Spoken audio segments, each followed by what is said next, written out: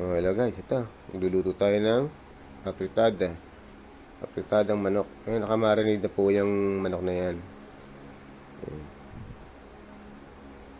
Ang gagamitin lang po natin dyan, ang masarap po itong patatas, yung carrot, saka sibuyas, bawang, saka bell pepper.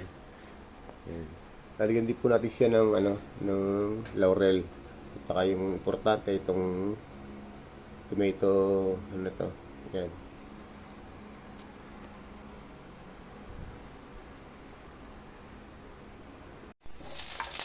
Magisa muna tayo ng bawang, sibuyas. Ayan, nagluluto po naman tayo ng yun, apritadang manok.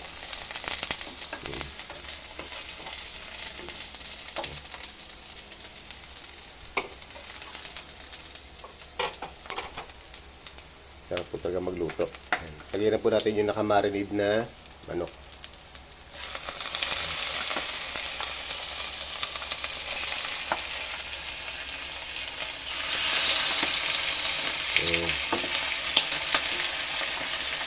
Ilag-check.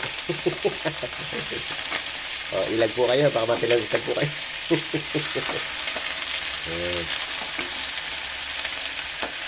Kasama talaga po sa pagluluto yung matilag-check ka.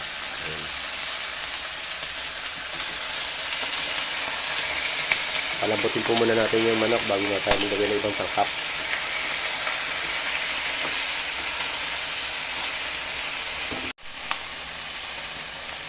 Guys, napalabutan natin yung manok. Lagyan muna natin ng laurel. Nabangkas sa ano yan.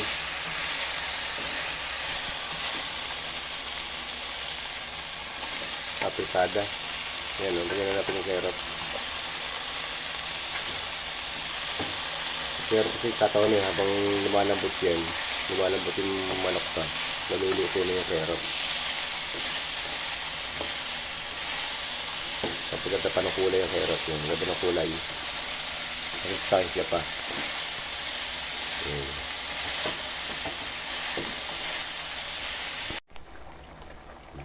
Okay, tuloy natin yung ating pinuluto. Lagyan natin siya ng bell pepper. Papaganda na kulay. Kaya masustansya rin yung bell pepper. Tabog na rin natin yung yung patata. Kasi masyado nung lalabot yung manok. Kaya yan. Yan. Hindi pa luto pero na. Nalagyan po natin siya ng tomato Yan. Tomato paste. Yan. Makakalibang po magluto. Ano po? Ako nalilibang po ako magluto.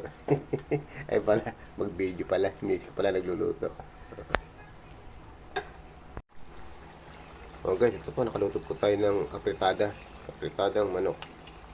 Yan. Yan, medyo naman tayo.